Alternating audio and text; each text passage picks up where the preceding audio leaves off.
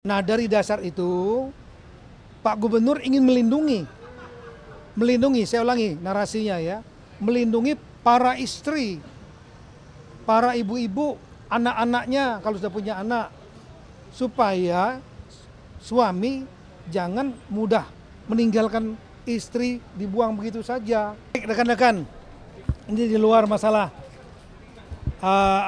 perumahan ya. Saya tahu ada satu yang ditanyakan kepada saya mengenai peraturan gubernur nomor 2 tahun 2025. Saya sudah tanya kepada Pak Gubernur. Ya. Kemudian saya dapat penjelasan. Saya tanyakan kepada Pak Gubernur kira-kira tentang apa dan kenapa. Gitu.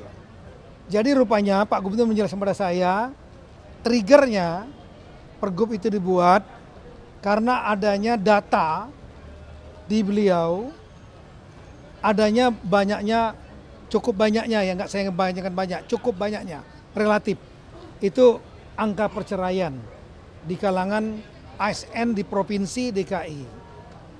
Tahun lalu 2024 ada 116 yang dilaporkan, belum mungkin yang di luar itu. Nah, beliau tergerak hatinya ingin mencegah ya, jangan sampai terjadi perceraian. Ya. Salah satu faktor yang membuat terjadi perceraian adalah, mohon maaf, hubungan antara suami dan istri. Ya, di antaranya ada istri yang karena sakit ya, ada 3 kriteria. Ada yang sakit, kemudian juga tidak mampu melaksanakan kewajibannya dalam konteks, mohon maaf, biologis ya, karena mungkin setelah itu ada cacat ya, yang akhirnya nggak bisa melakukan kewajiban. Dan ada juga yang dipicu karena, mohon maaf, karena setelah menikah cukup lama kemudian tidak memiliki keturunan ya. Nah, dari dasar itu Pak Gubernur ingin melindungi, saya ulangi narasinya ya, melindungi para istri, para ibu-ibu, anak-anaknya kalau sudah punya anak, supaya suami jangan mudah meninggalkan istri, dibuang begitu saja. Ketika dia ada sakit kemudian nggak bisa, mohon maaf, melayani, diceraikan. Nah, oleh karena itulah kemudian Pak Gubernur membuat peraturan yang mempersulit terjadinya perceraian. Jadi itu isunya, mempersulit terjadinya perceraian.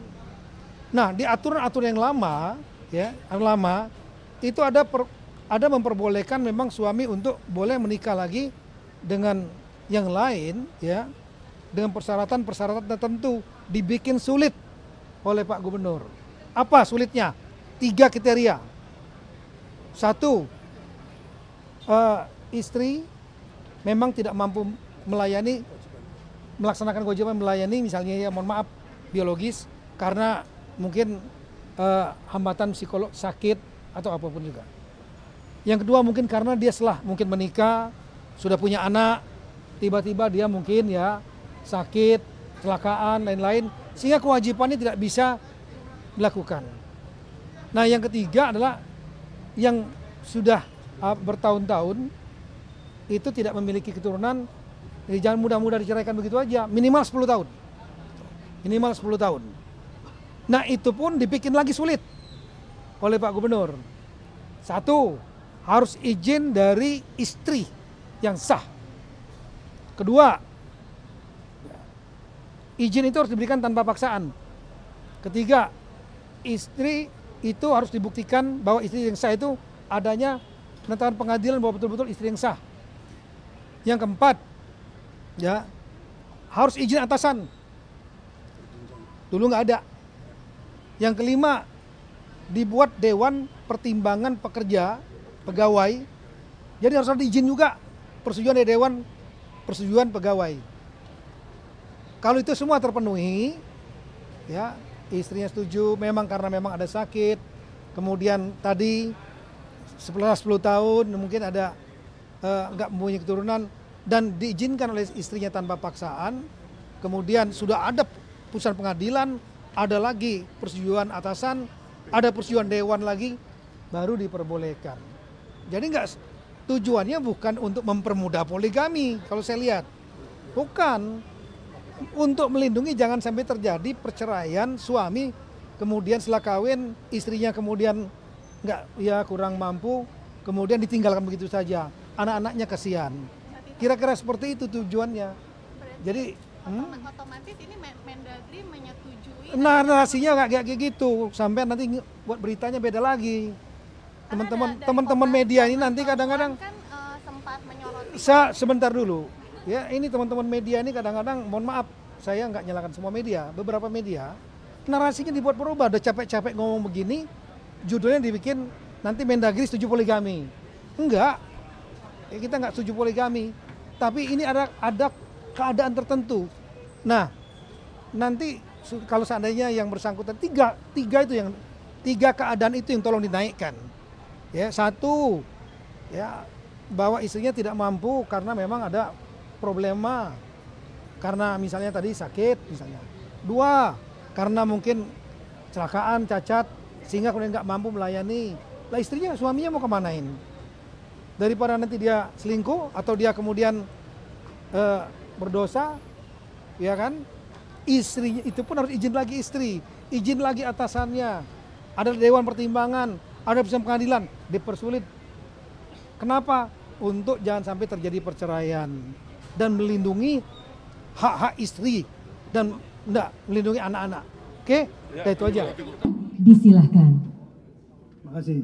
Bismillahirrahmanirrahim. Assalamualaikum warahmatullahi wabarakatuh.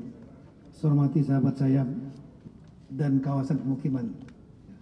Kemudian Bapak Teguh Setiabudi, makanya tadi ngomongnya Duk Capil dulu kan. Tapi beliau ini ada pengalaman di Sulawesi Tenggara. Ya. Kaban SDM, Dirjen Bangda 3 kali di Eselon 1.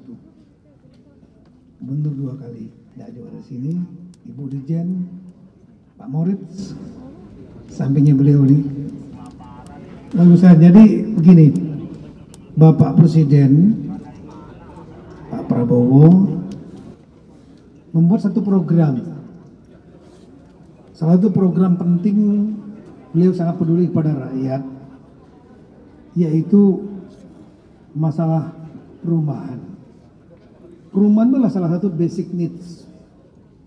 Basic needs itu kebutuhan dasar, sandang, pangan, papan, gitu ya. Inilah papan, shelter, perumahan.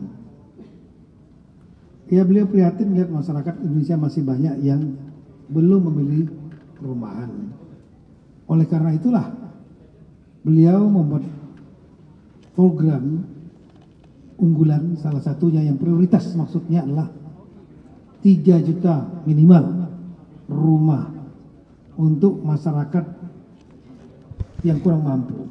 Dalam bahasa hukumnya masyarakat yang berpenghasilan rendah. Nah, beliau nugaskan kepada Menteri Perumahan Pak Ara. Makanya itu mungkin ya salah satu kebijakan beliau untuk serius masalah perumahan ini.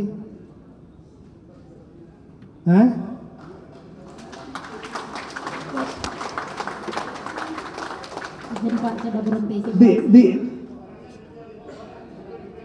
Di print Pak, sedang di print. Di print, nanti tunggu dulu. Siap. Tunggu. Sabar, karena ini yang penting di hold dulu. Jangan dilanjutkan. Ya, oke.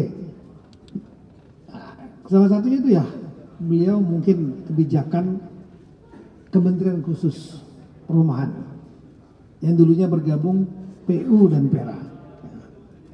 Nah, saya paham bahwa tugas yang diberikan kepada Menteri Perumahan ini berat, ya. Nah, salah satu beliau saya tahu banyak sekali terobosan, banyak sekali ide, dan ini perlu didukung oleh semua stakeholder, baik kementerian lembaga maupun pemerintah daerah, bahkan swasta dan lain-lain, supaya cita-cita ini menjadi kenyataan. Nah, salah satu problem yang dihadapi dalam membangun perumahan yang masif ini adalah masalah-masalah perizinan. Biasanya penyakit lama kita ini. Nah, perizinan ini ada dua yang berkaitan dengan perumahan. Satu adalah namanya BPHTB, ya, bea perolehan hak atas tanah dan bangunan.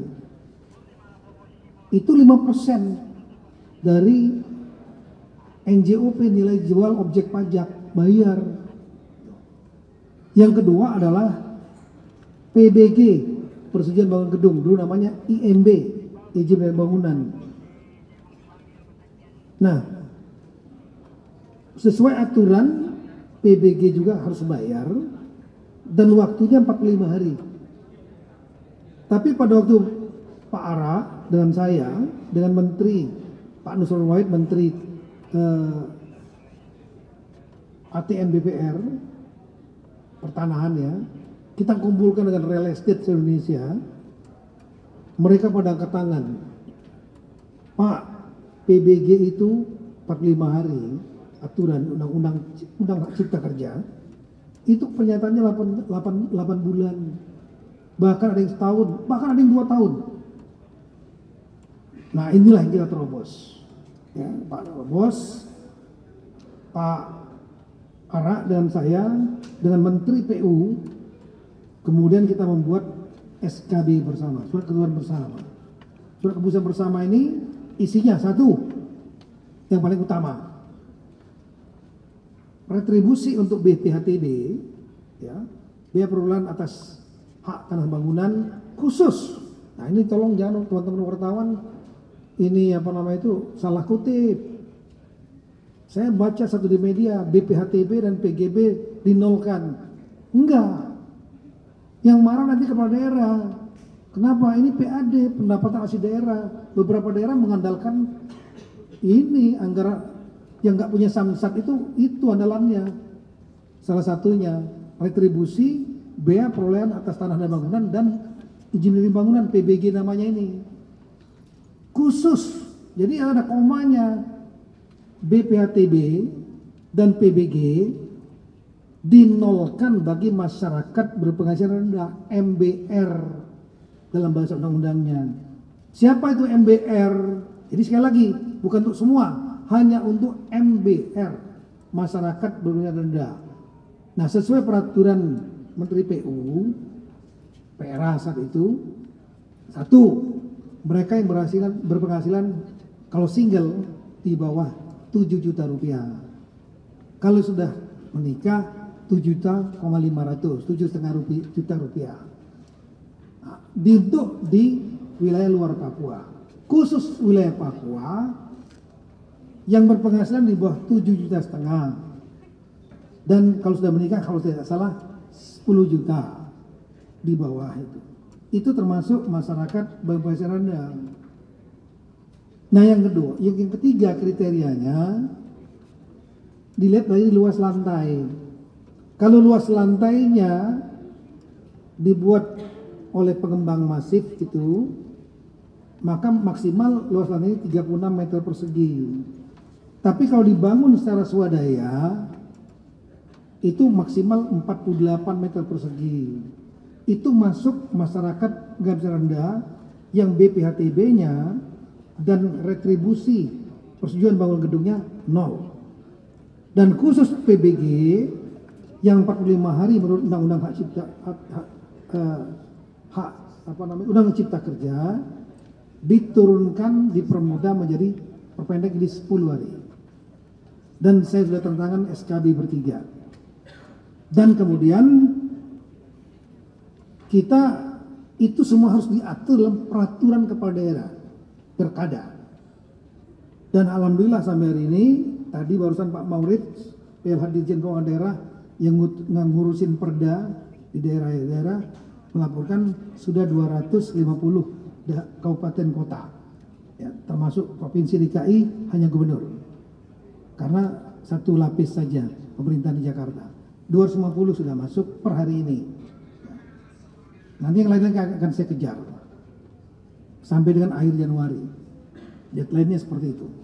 Nah, yang kedua, ya selain perda, kita juga ingin melihat prakteknya. Tadi Pak Ara sudah sampaikan di Tangerang bukan 10 hari, tapi 59 menit. Sumedang kita beberapa hari yang lalu 53 menit. Pak Gubernur DKI, saya berdiskusi menawarkan silakan datang Pak ke mall layanan publik kita. Kami sanggup 30 menit kata beliau gitu. Saya 30 menit urusan pasaran ini. Kenapa? Daerah lain ini kan pasti diberitakan teman-teman ini. Daerah lain akan terpacu. Mereka kalau 59 turun 53 turun hitungan saya ya 50 menit lah. Supaya nggak terlalu berat daerah. Ini 30 menit. Faktanya sekarang 17 menit 31. Oke lah. Ini bagi teman-teman kepala daerah yang lain mudah-mudahan bisa terpacu, termotivasi ya. Ya DKI mau dilawan lagi. Iya. Kenapa DKI kami datang dengan Pak Ara? DKI jadi barometer. Efektivitas pemerintahan daerah kadang-kadang DKI menjadi ukuran. Ya. Nah sehingga ya, 17 menit oke lah. Ya, saya berterima kasih banyak, luar biasa. Ya, dan nanti bagi teman-teman daerah lain mudah-mudahan bisa terpacu ya, membuat percepatan proses persetujuan bangunan gedung ini PBG. Ya, kalau kurang-kurang dari 17 menit, saya lebih-lebih dari 17 menit, yang penting satu aja, jangan lebih dari 10 hari. Targetnya itu. Kalau udah bisa nggak lebih dari 10 hari aja udah membantu sekali masyarakat, membantu para pengembang, membantu masyarakat berpenghasilan rendah. Ya. Kalau bisa kurang dari itu, ya hebat lah. Ya. Dan pasti akan kita berikan apresiasi.